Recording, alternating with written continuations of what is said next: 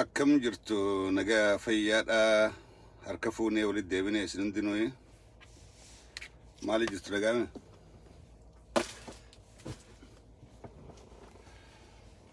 harka fuunee walitti sheer godhaa walitti darsaa deeqaa 5 naasaa Hegereen Abiy Ahmed maal fakkaatti waan jirraa dubbiin hammaachaa deemu jirti akka namni keenya yaadu kanaa miti asirraa hin xiqqoo ajaa waanumaan dur jirredduuni garii irraan deebi'aa garii waan haaraan jechuu deemaa waliif sheernaa godhaadha akkumaan isin jee maqaa kana namni hin beeku What's up? Nothing happened. Nothing happened? Yeah. Oh, okay. Oh, you work here? Oh, I want to fix my trailer. Oh, that one? Yeah. The furnace? Yeah, inside. Oh. Yeah. Did you wait a little bit? Roberto is coming now, okay? I called him, yeah. He told me. Okay. Yeah, all right. Wali share goda. Eko wali share goda. Ethiopia garam geessaa jira Abiy Ahmed waan jirraa yaasina Ethiopiaan akka laallu kana miti diigamtee jirti. Akka itti diigamte kanaan xiqqoo keessa gabbeessinii mudhaaf deema. Siyaasaan Itoophiyaadhaa guutumatti siyaasaa Oromoodhaatii miti siyaasaan Itoophiyaadhaa garam deemaadhaa jirti. Hegereen Itoophiyaa maali Abiy Ahmed biyya fuudhee garam oofaadhaa jira. Oromoo qofaa miti maantana Abiy ummata Itoophiyaadhaa hunda rakkoo keessa galchaadhaa jira. Biyyaas bittinneessaadhaa jira. Hegereen Itoophiyaadhaa dukkanaawaadhaa jirti. Lolli Abiy Ahmed fi Isaayyaas gaafa Afrikatti qabsiisan gaafa Afrikaadhaa guutuu walgahee jira. Kuni Oromoodhaa fi warra Itoophiyaa keessa jiraatu kabirrattis daameejii akkam fida waan jirraan dubbachuu barbaada. Gaafa Abiy Ahmed biyya qabatu gatiin doolaaraa 19 turte. Doolaar tokko qarshii 19 ture. Arra garuu qarshii 50 fi waatee jira 50 fi 57 ta'ee jira. Abiy Ahmed fi warri biyya bulchaa jiru wanni if jalan garre mindaan ummata Itoophiyaadha. Namni mindaa qarshii 10 qabu xaafiin qarshii 7 taatee jirti. Maaliin ilmaan daara baasee ilmaan iskuula geeffatee nyaatatti bitee khiraa manaaf irraa kafalee hojjettoonni mootummaadhaa akkami jiraachuudhaaf ta'a. Kana hundaatu afaan gargaruudhaaf deema ammaan tana. Itoophiyaa keessatti jara kana hundaatu afaan deebi'uudhaaf deema. Biyya kuffisaadhaa jiraachuusaa karaa hedduudhaan laaluu dandeessan. Karaa diinagdeedhaatiin Itoophiyaan biyya gargaarsaan jiraattu addunyaa guutuurraa gargaarsi irraa citee jira. Wanni fi oomishtu uummata fiituu hin geessu. Mootummaan hojjettoota fiitiif mindaa kafaluu hin danda'u. Diinni Abiy alaaqoo sonteen keessaa fi alaa itti ka'uudhaaf deema uummata fikkaasaadhaa jira. Ammaaf qawwee mata qabee uummata jeesaadhaa waan if jalatti bulchee yookaan waan if jalatti qabee itti fakkaachuudhaan malchiisa warra OPDOdhaa kana keessattuu uummata Oromoodhaa arraan tana qawwee qabaachuu qofaan sagaleen jiru. Sagaleen dhagamu. Sagaleen dhagamu. Sagaleen dhagamu. Sagaleen jira bidaya. Warren dhageessanitti waa sagalee jiraate. Yookaan beetiin deebi'u qaba. Yoo hin jiraanne I don't know. Okay, warri garii sagaleen hin jirtu jaa warri sun warra jeequu barbaada jechuudha. Ammoo jarri bilisignadhaa warra bakka hedduu warri garaan bitan kun bakka hedduu guutee jira. So, lolli biyya tana warri ni qabna juus warra Amaaraati. Itoophiyaan teenyaa Itoophiyaan ni qabna warri juus warra Amaaraati. Warri Itoophiyaa billeessu juus Abiy Ahmed wajjin Abiy dhiibee Abiy dirqee warra Itoophiyaa diigu jiru warra Amaaraa kana. Warri Amaaraa Oromoo irraa gaafii dachii qaba, Tigraay irraa gaafii dachii qaba, Sudaan irraa gaafii dachii qaba, Eertiraallee gaafii dachiidhaati qabanii, ummata kibbarraa gaafii dachii qabanii. Abiy jara kana jala deemeeti hallayyaa keessaan baane keessa ifii fi Itoophiyaadhaas ummata Oromollee galchaadhaa jira. Garuu waan takka wanni ummanni Oromoodhaa akka gaariitti jala muree beekuu qabu Itoophiyaa bittinnooyte Itoophiyaa diigamte keessaa Oromoon ni milkooyti malee hin kasaartu. Oromoon Itoophiyaa bittinnooyti keessa ni milkooyti malee hin kasaartu. Akkamitti qabsummaan nuti godhaa turre qabsoon abbootiin teenyaas godhaa turte Itoophiyaa diiguudha, Oromiyaa ijaaruudha. Kan dagatina Itoophiyaan bittinnaa'uun Oromoodhaaf kasaaraa takka illee hin qabdu. Maaliif Oromoon Itoophiyaa keessatti abbaa qabeenyaatii miti, abbaa biyyaatii miti, abbaa lafaatii miti. Oromoon amata 150 cunqurfamee saamamaadhaa jiraachaadhaa jira. Itoophiyaa keessaa Oromoon bu'aa takka illee bu'aa harkachaadhaa jiru yookaanis waan qabu takka illee hin qabu. Fooqileen lolaan nurraa diigamtee nurraa baddu hin jirtu. Oromoo waa takka illee hin qabdu. Qabeenya guddaa qabaannee lolaan dhabnu hin qabnu. Itoophiyaa keessatti lolli gosa fedhee ka'uun, Itoophiyaan bittinnaa'uun, Itoophiyaan diigamuun Oromoodhaaf Oromiyaadhaaf milkiidha malee kasaaraadhaa miti. Uummanni keenya kana hubachuudha qaba. Itoophiyaa bittinnooyti keessaa Oromiyaan jaaramuudhaaf teessi. Itoophiyaan ammaasii uummata Oromoodhaatii achitti bittinnaawaa jirti. Humna alaa bittinneessaa jira. Humnuma Itoophiyaa tanaas ni qabna teenya jettuutu Itoophiyaa bittinneessaadhaa jira, diigaadhaa jira. Wanni maantana siyaasaan akka amma laallu kanaa miti akka maantana Abiy osoo Sudaanii walolaa jiru osoo uummata fi gargaarsa addunyaan ni gargaara uummata keessa seennee siif gargaara nyaataa fi wal'aansa dawaan sirgaa jettu lakkii naan gargaarinaadhaa anuu hin danda'a uummanni kiyya gargaarsan barbaadu uummanni kiyya waan isaan barbaadan bombiidha jedhee osoo bombii dachii fi samiin itti roobsuuti addunyaan guutuun gargaarsa irraa murtee duudatti galte. Dheengadda Keenyatti maali Jibuutitti you are childish and an idiot jeeni Uhuru Kenyattaadha. Kun maal jechuun xiqqeenyi isaa uummata isaa keessatti xiqqaateeti. Uummata isaa uummata Oromoodhaa keessatti xiqqaateeti. Itoophiyaa keessatti xiqqaatee biyyoottan ollaa Itoophiyaa jirelleen hundi tuffatanii jiran. Hundi. Lamada lolli Itoophiyaa irratti deemu jiru lola Sudaan kaaftee miti. Lola addunyaan Sudaan keessaan kaafte. Addunyaan siin koflaati, siin taphachaati, ollaa keetii yookaan si keessaa ibidda si qabsiifti. Warri wastiidhaa kun hin dandamu. Afaaniin koflaatiin, afaaniin karaa nagaatiin walitti fayyachaati. Abiy dadhabamuu eega harkan booda lolli Sudaan Itoophiyaa dha'u jirtu kuni biyyoottan wastiidhaatii wajjin wal qabata. Egypti duubaan jira, Israa'eelii duubaan jira, Ameerikaa duubaan jira, biyyoottan Awurooppaadhaatu duubaan jira. Kan akka gaariitti wadda. Abiy cabsuudhaaf, abiy kaasuudhaaf, Itoophiyaa keessa wal nyaatan kana bittinneessuudhaaf karaa kamiin yoo lolle yoo karaa kamiin qindoomnee lolatti banne cabsina waan jiru warreen Awurooppaa warra ta'an economic sanctionii qofa irra keenyaadhaa miti guutaan gargaarsa keenya qofa irraa murraadhaa miti. At the same time ajandaan biraa ka duubaan deemaadhaa jiru gurbaa kana dheengadda Nobel Peace Prize itti kennine nagaya uumi jenneeti badhaasa guddaa san kennineef kabajaa guddoo san itti goone gurbaan kun kabajaa san firraa buuseeti nullee xiqqeesse isa kana karaa kamiin diiguu dandeenya waan jiru ajandaa guddaa duubaan addunyaan oofaadhaa jirtu kana dagatina. Kana wanni overnight Sudaan kaatee lola bantee arraantana magaalota Amaaraa hedduu qabattee jirti. Abiy dhoysee dadhabee waan kana himuu dubbachuun barbaanne. Miidiyaan Itoophiyaadhaa lola Sudaanii wajjin baname kana himuun barbaanne dubbachuu hin barbaanne osoo isaan dhoysaniiti miidiyaaleen addunyaadhaatii fi miidiyaaleen Sudaan jalaa baasan jechuudha. Viidiyoodhaan qabatamaadhaan magaalaa isaan qabachaadhaa deeman lola deemaadhaa jiru viidiyoodhaan saatalaayitiidhaan waraabanii jalaa baasan osoo Abiy dhoysee dadhabeeti. Kalee dhaqee Sudaan miilarra kufee jechuudha. Lola keessaan jiraanirraa dhaabbadhaa jee dhaqee dammaqaa makunni ergee miilarra kufee jechuudha. Lolli kun lola manguddummaa kanaan dhaabbatu miti. Abiy addunyaa guutuudhaa wajjin wal dhabe. Abiy Ahmad addunyaa guutuudha warra Nobel Peace Prize kennee fi kabajaa itti godhe xiqqeessee beellama isaaniif seene diigee jechuudha. Kanaafuu addunyaan maal gooti? Abiy karumata heenuu kuffisuudha qabnaa eesaan seennee mootummaa Abiy kana diinaadha.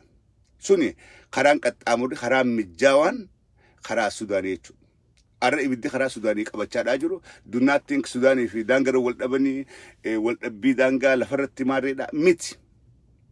Lola Egyptiin keessa jirtu, lola biyyoottan Awurooppaa, Ameerikaa keessa jirtu. Wanta kaan isin himu.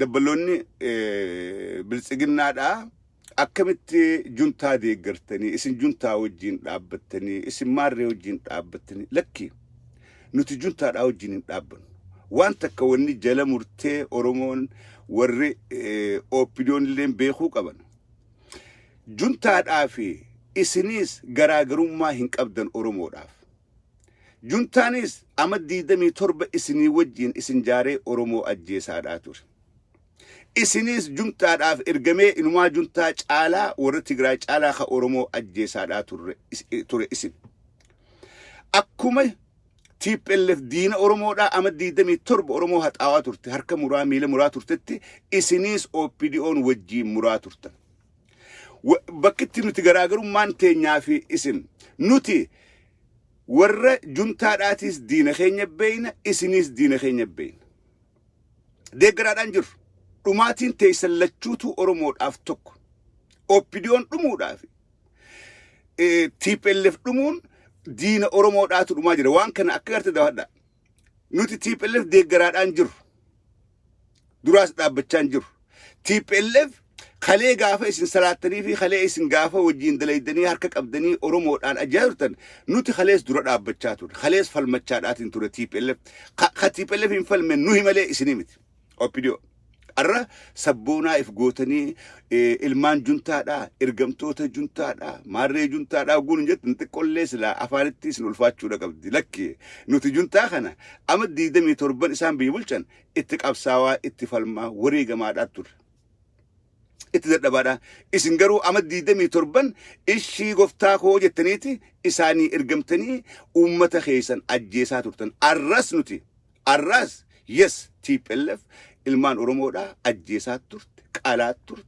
gudeedaa turte harka muraa turte laamsheessaadhaa turte garuu kophaan goone OPDO'dhaa wajjin goote arra xiqqeenyi warra khalee Oromoo ajjeesaa ture nuuf gaddaa miti gammachuudha kanas beekaa xiqqeenyi TPLF وهما خليه أورمو قد آدات ورنيتو أران تنا الرجاء هذا سنو قم مكسبلين قدسيس خليه أورمو ده بيجرا بق أشيسات ورن الرئيسان تو بق أشار أجر خليه نوتو ريفك أيرو تينيا سوشيال ميديا قبتي مت أنسادات ورة الرئيسان تو مت أنساد أجر خن نوف قدامت ديجاتو بهاد أجر قلتاتو قلت إنسان خليه أورمو براك أبنيتو قلت إنسان سبا سبلمي براك أبنيتو قلات أجر خليه نما سبونو ما قبو نما أورمودا خبرته هيوك أبساوا بربادنيتي هدادا شفقاترن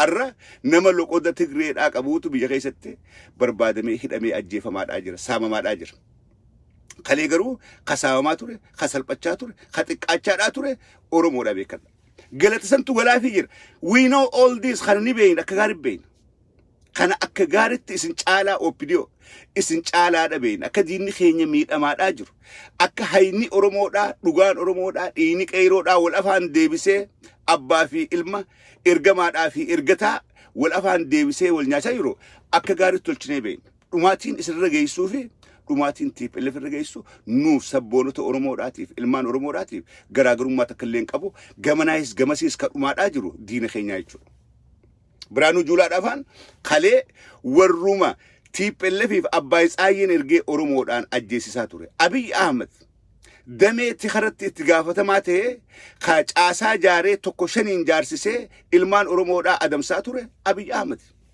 we know this خرما دقتن خليه إسنو أبي أفان ساتين أسبير رجاء في بهه نوتو أمته هركم مرادا جديدا ركساتوري أكتي إهاديتي نوت دي فما قافت شوك أبجيت إني نور قافت به الرا أكوان أمد دمي تربك أبساوات ترتني أكوان إرجمتني ديناف نما خيسان أجيسان ترني إفين قرينا الرا نوتي إرجمتو تجنتا راتيمت أدبل سما أوروموتيس جارميني أورومودا كافا أونيس خبراتيس خليس أبساوات ترملي إرجما جنتا راتهم بيخو ورا مكا أورومودا دوتو خيسا خجنتا راف إرجمات أتوري إسني OPDO ورا تجراي جارمي لك إيه سيدا هندي فما خيسني بر تجراي كيسا ور سيدا خاته إسني OPDO arra amaan kadir kadhaqee Tigraay keessa siidaa bakkatti OPDO'n buuramte jee Tigraay keessa dhagaa bu'uuraa kaa'e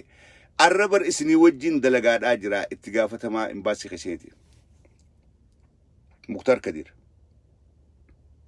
kana nuti hin jenne isin tura gaa'ifi bahee jechuudha nuti Tigraay keessatti hundooyne bakki hundeeffama keenyaa asii dhagaa bu'uuraa kaannee siidaa asii ijaaranna warri jee OPDO'dha malee adda bilisummaa Oromoodhaa yookaan sabboonota Oromoodhaa kaanii miti jechuudha. So arroguuni juntaa nuun jettan oguu ergamtoota juntaadhaa Tigraay keessaa nama afaan Oromoodhaa dubbatu qabnee akkanaatii oguu jettan silaa xiqqollee isinitti dhagahamuudha qaba. Nuti fuulduraaf illee qaceelfadha.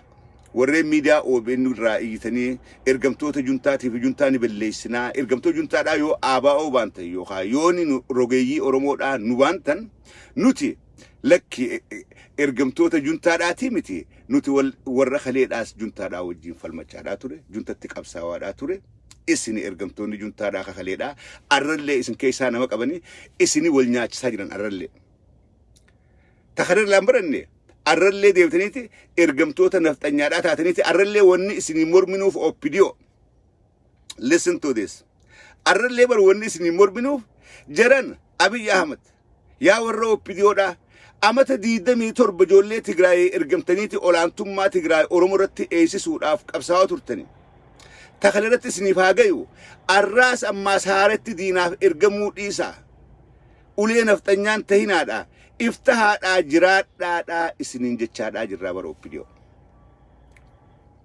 bar waan biraatii miti wanni isin gaafachaadhaa jirru takhaleedhaatu sheenawaadhaa ama 27 ummata keessan cabsitanii TPLF ol aansuudhaaf qabsaa'aa turtanii mee arra dhiiga qayrootiin dhufte qabsoon tuni iftahaa akkuma OPDOttu ifiin boonaadhaa ummata keessan keessa bannagaan jiraadhaadhaa bar wal dhabbiin keenya wal dhabbii biraatii miti nuti bar waa takka isirraan barbaannu nuti bar Oromiyaa keessaa aangoon barbaannu nuti bar lafa qoodachuun barbaannu nuti jireenya bireeda qabna iftahaadhaa jiraadha wanni arrallee qabsoo isi godhaa jirruuf wanni arrallee dubbannuuf iftahaadhaatii jiraadha lakkii nuti iftaanee jiraachuu hin dandeenyu nuti ergamnee jiraachuu barree eega goftooleen teejitaan nurraa qeyroon oofte arraas goftaa biraa uummanneeti ergamnee ummata Oromoodhaa ajjeefneteeti karaa badaa filattanii arraan tanaas ummata keessan ajjeesaadhaa jirtan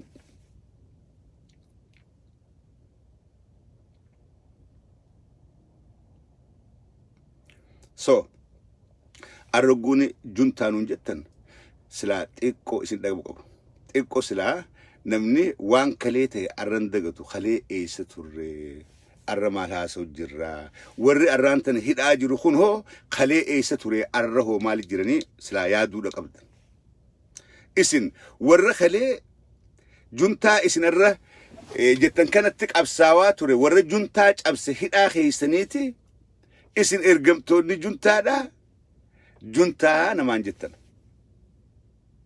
this is very sad warreen ammaa dabballoonni Abiy faarsitan arra khalee warri TPLF itti qabsaawee TPLF diige eenyu arra isiiran Baqqalaa Garbaa kan TPLF marraa 7 hiite arraan tanaas OPDO'n hiiteeti mana hidhaadhaa jira Johar Mohammed kan cabee qabsaawee hirriiba dhabee TPLF diigamuu keessatti qooda olaanaa qabu arraas khalee TPLF murtii du'aatti kenniteeti barbaadaa turte Johar Mohammed arra garuu OPDO'n hiiteeti mana hidhaa qaallittii jira jechuudha Abdii Raggaasaa faan ka umrii isaa guutuu Oromoodhaaf qabsaawaadhaa ture arraan tana qaallittiidha jira jechuudha ergamtoota TPLFiitu qabsaa'ota Oromoodhaa warra dhugaadhaaf falmachaa ture mana hidhaadhaa kaahee arra ergamtoota juntaadhaa jedhan jechuudha namni waan bareeda laga kana gaa wanniin Itoophiyaan garam deemu jirti Oromiyaanoo Abiyyoo garam deemu jira wanniin ju'uuf Abiy gara keenya kan hubadha akka kufu akka diigamu akka gaarii beekee jira diktaatara tahee jiraachuu hin danda'u. Addunyaa amma jirtu tana keessatti mootiin tokkolleen diktaatara tahee jiraachuu hin danda'u. Biyya ummata miliyoona 110 ol qabdu keessatti ummata dammaqaa intarneetiidhaa wajjii wal beeku, ummata dammaqaa addunyaadhaa wajjii wal bare kana gadaa kana keessa abbaa irree tahee bulchuu hin danda'u by any means. Isaayyaas Aforqiidhaa amata 28 ama 30 diktaatorummaan bulchu jiruuf ummanni isaa ummata xiqqaadha miliyoona 5. Ummannummaan miliyoona 5 sunuu dargaggeessi Eertiraadhaa biyyarraa baqatee ka addunyaa tana belbelchaadhaa biyya Arabaatii fi biyya Awurooppaadhaa gubaadhaa jiru isaan. Ummata ilaal seeneetiin ilaalaadhaa silkina dawwala. Ummata miliyoona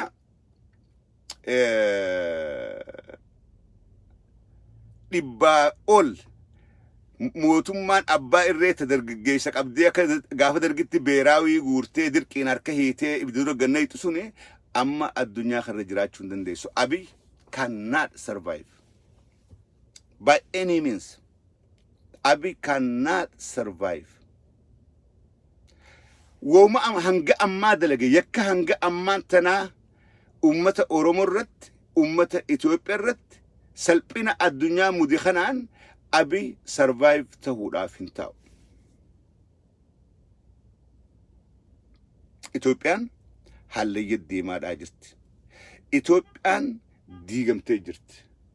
Itoophiyaan facaatee jirti.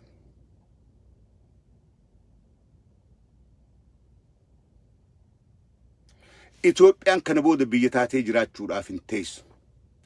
Gaafiin arra Itoophiyaa keessa ka'u jirtu gaafii lafaa qabaleen tuntiyyaa qabaleen sun bitti takka sadarkaa kanarra geenyaan bitti sun facaatee jirti.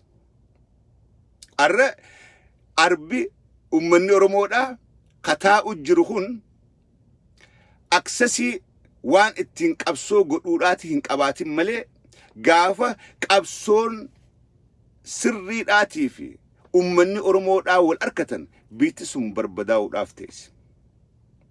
Barbadaa'uudhaaf teessi. Kan hubadha. Arra Oromoon maaliif caljettee teessi? Maaliif ustee teessi? Waan dhufu jiru jira, waan eegujee jira. Yeroodhaaf akkaataan itti aanu Oromoodhaaf haala mijjeessuudhaaf ta'a. Oromoo achittuu Abiy kufaadhaa jira. Oromoo achittuu Itoophiyaan diigamaadhaa jirti. Akkasii fayyaa ta'a.